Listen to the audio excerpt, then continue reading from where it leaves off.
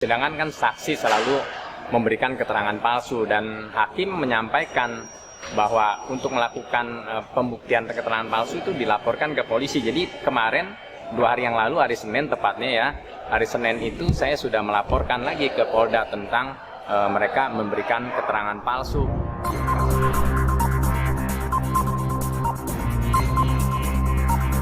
Ya, oke, dari sidang tadi, keterangan ahli itu menentukan Anda atau berpihak ke? Ya, tadi ahli yang dihadirkan oleh pihak tergugat 3 Kantor Hukum Oto Hasibuan yaitu Profesor Dr. Abdul Rahmat Budiono SHMH.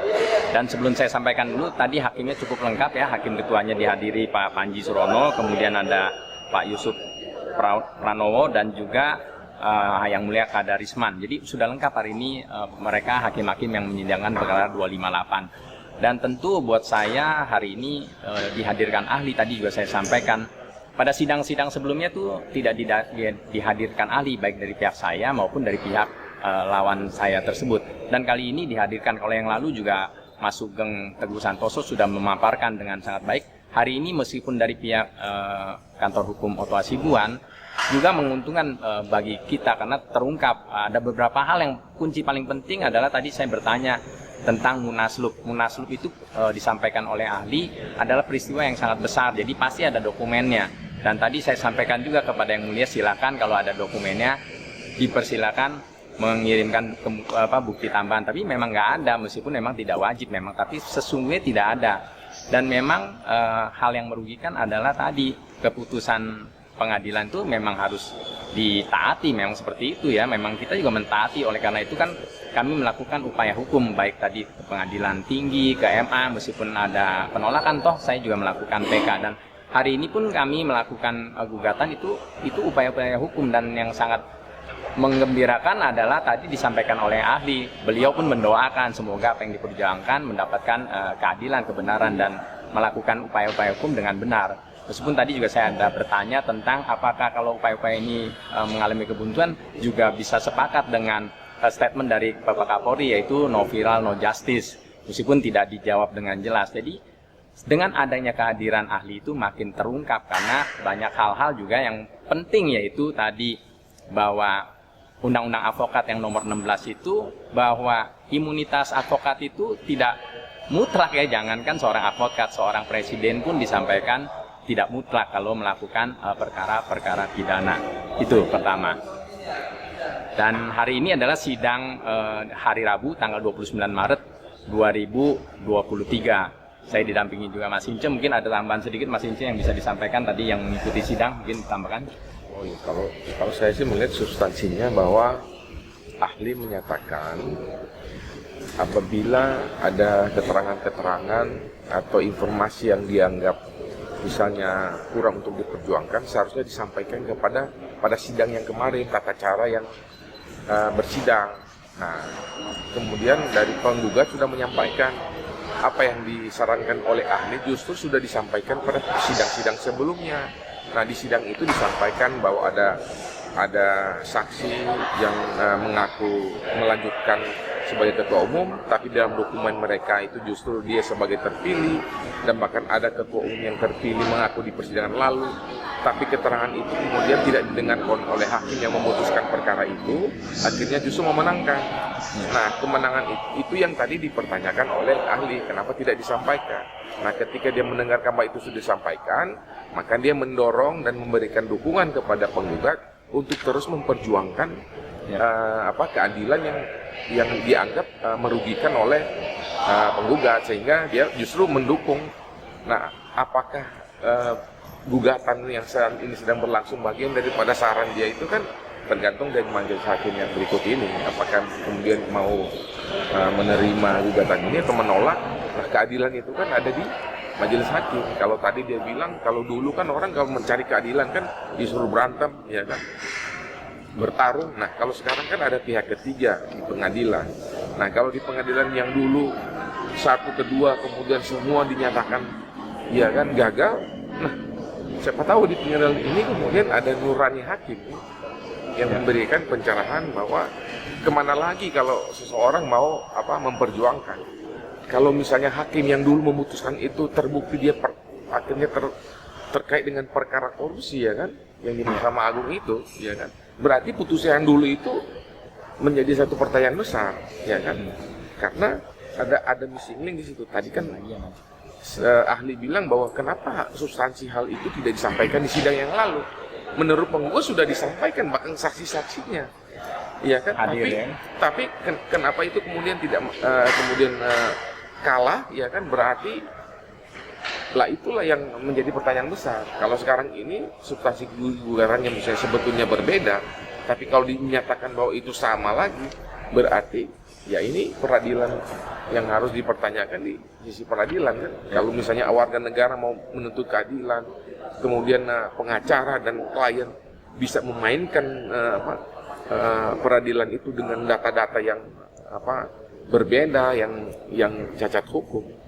Lalu orang-orang masyarakat mau mencari keadilan di mana lagi, ya kan? Pengacara kan bisa berlindung di balik undang-undang kepengacaraan untuk demi dalil untuk membela klien, lalu menyampaikan dalil-dalil hukum atau norma-norma hukum. Ya gimana lagi nih negeri ini kan? Siapa yang harus menuntut keadilan? Jadi ya inilah proses hukum yang ditempuh oleh Pak Hoki ini dalam rangka mencari keadilan. Ya mudah-mudahan majelis hakim melihat bahwa ini tidak ada nebis in idem, tapi ini persoalan yang berbeda. Gitu.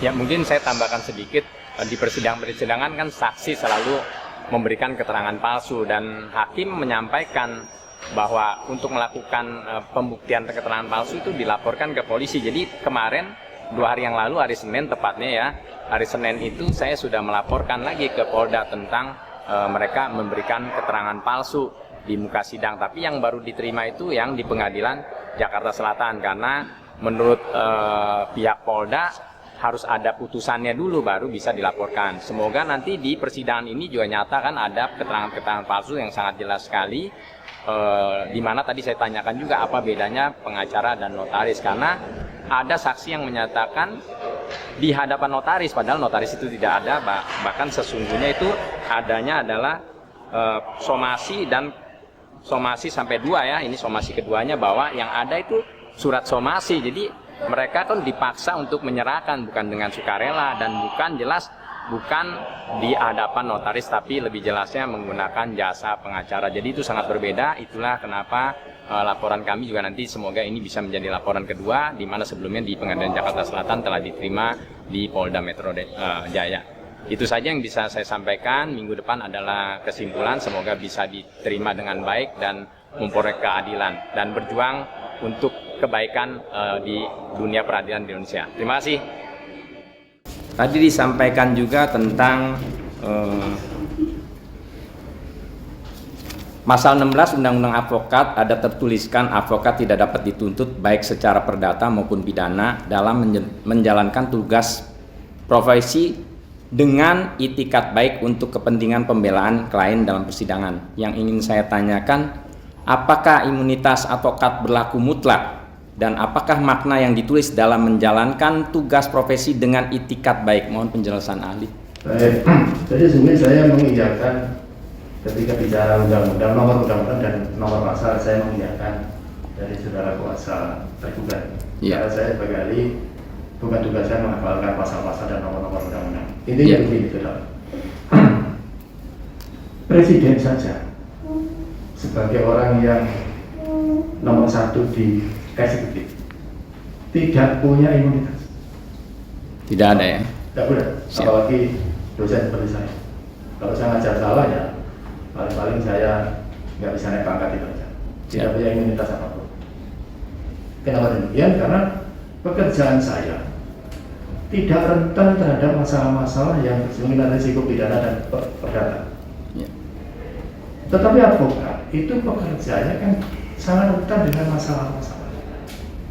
Hampir pasti ketika dia menyelesaikan masalah berhadapan dengan pihak lain, baik sebagai rekan maupun sebagai lawan. Nah, dalam kondisi seperti itu maka logis bahwa advokat perlu dilindungi. Karena nanti advokat kiri kanan digugat terus.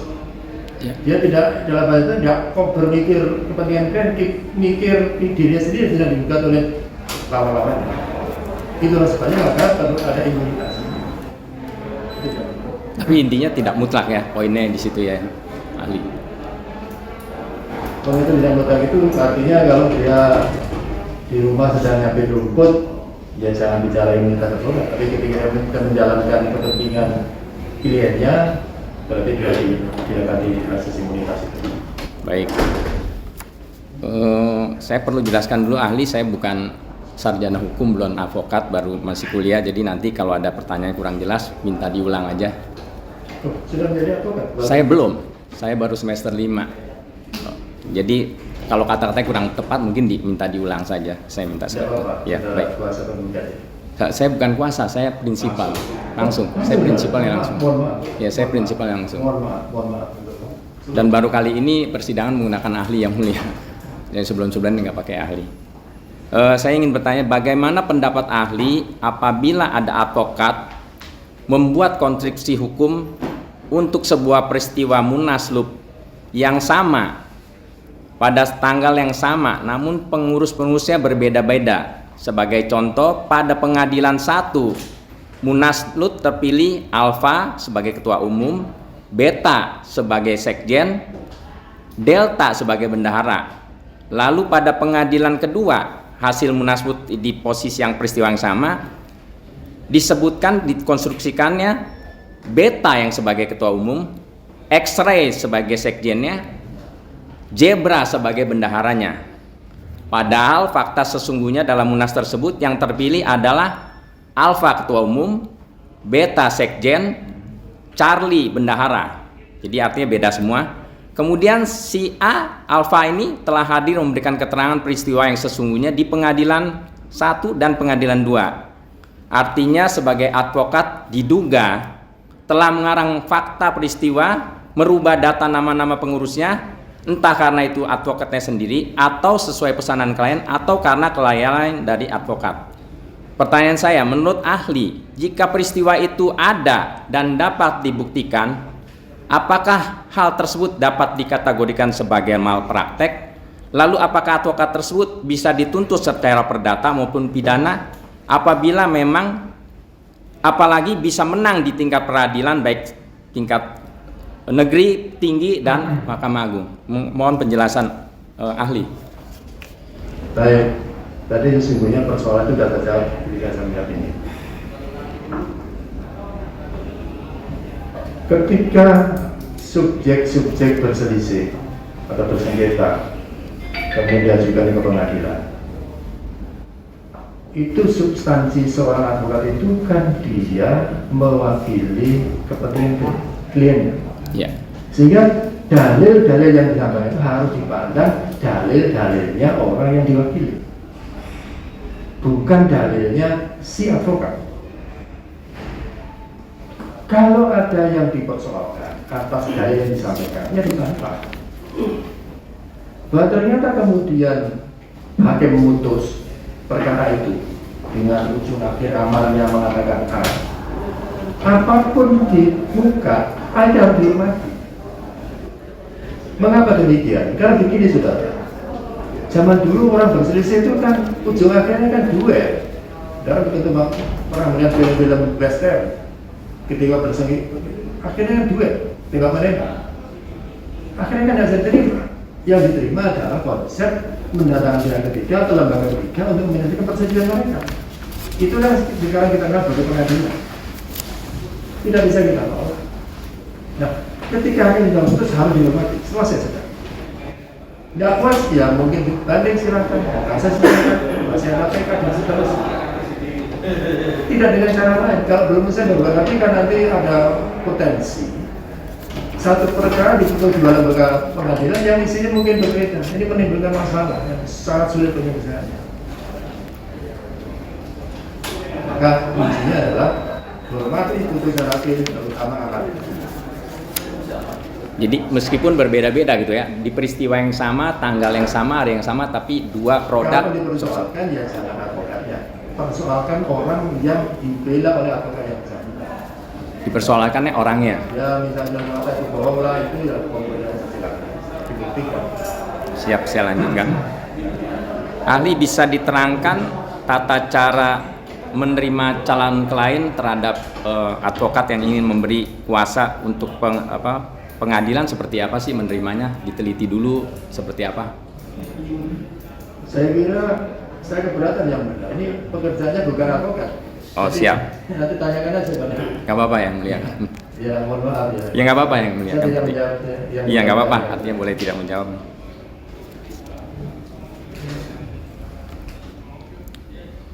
Menurut ahli, sebuah organisasi itu apakah dibutuhkan akta notaris? Sebentar ya, sorry. Apakah akta notaris dan isi akta notaris dari sebuah organisasi itu penting membedakan akta organisasi itu benar atau akta perusahaan? Apakah penting itu? Coba diperjelas, ini arahnya kemana? Nanti kalau saya jawab saya Ya, keliru. nggak apa-apa. Maunya gimana? Ada organisasi. Ada organisasi, Oke. di dalam aktanya itu kan pasti disebut bahwa ini Akta akta apa? akta organisasi, ini sebuah. Akta apa? Hah? Akta pendirian atau? Oh ya, akta pendirian dan akta perubahan. Perubahan ini perubahan ya, di akta perubahan. Kan di situ pasti disebutkan bahwa ini adalah akta organisasi bla bla bla. Nah, yang saya tanyakan, apabila di dalam akta tersebut disebutkan untuk selanjutnya disebut perseroan, kemudian berlanjut lagi dituliskan bahwa dalam rapat tersebut telah hadir seluruh pemegang saham dalam perseroan. Pertanyaan saya adalah, apakah akta organisasi tersebut bisa dikategorikan organisasi atau perusahaan? Karena disebutkan untuk selanjutnya disebut perseroan dan lanjutnya bahwa dalam rapat tersebut telah hadir seluruh pemegang saham dalam perseroan. Silakan saja, walaupun mungkin itu akta notaris ya. Tetapi keberadaan perseroan, kalau maksudnya perseroan terbatas, itu tidak digantungkan pada pernyataan orang perseorangan, termasuk orang notaris. Karena setelah akta pendirian PT misalnya perseroan, saya asumsikan itu PT perseroan, maka titel dia sebagai badan hukum resmi setelah ada keputusan dari Menteri Hukum dan HAM sebagai PT. Kalau belum ada itu, maka orang-orang yang itu dianggap melakukan perbuatan hukum orang perseroan, bukan untuk dan atas nama perseroan tertentu sebagai badan hukum. Sepanjang tadi intinya belum dapat SK. Ya, artinya titel sebagai badan hukum tidak didapat dari pernyataan seperti itu, tapi dari keputusan Menteri Hukum dan HAM. Demikian juga sebaliknya, kalau organisasi juga seperti itu. Artinya organisasi tersebut tidak memiliki kalau yang SK. lain itu berdasarkan pendaftaran. Jadi ada orang mendirikan organisasi tertentu, didaftarkan untuk pengakuan.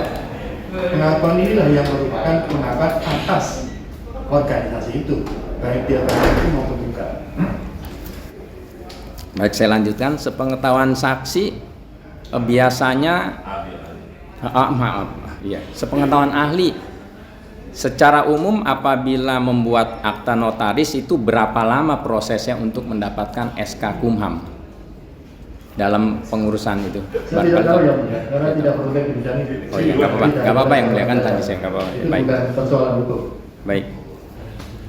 Sempat disampaikan juga bahwa salah satu si A dan si B itu tadi disampaikan ada yang mengundurkan diri kemudian diganti. Yang ingin saya tanyakan, apakah bisa seseorang mengundurkan diri lalu seseorang lainnya menggantikan, kemudian dituliskan dia terpilih pada saat munaslup tersebut? Dia ini mengganti ya, jadi si A mengundurkan diri diganti si B. Apakah bisa si B dituliskan sebagai terpilih di munaslup tersebut? Saudara, setiap organisasi kan pasti punya anggaran dasar, anggaran rumah tangga. Bagaimana pengurusnya dipilih karena diatur. Bahasanya jangan naik, saya katakan ganti. Ya. Supaya tidak salah, misalnya dari saksi naik jadi tersangka loh. Oh, dari tersangka kok naik itu gimana?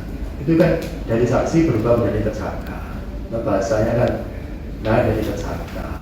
Bahasa-bahasa itulah yang mengecoh pemahaman orang mengenai konsep-konsep hukum, termasuk mohon maaf, saya mohon izin yang mulia untuk saya sampaikan kepada saudara. Saya sebagai ahli yang mengatakan sangat menghormati saudara dalam perjuangan hak saudara. Terima kasih, Prof. Sangat menghormati.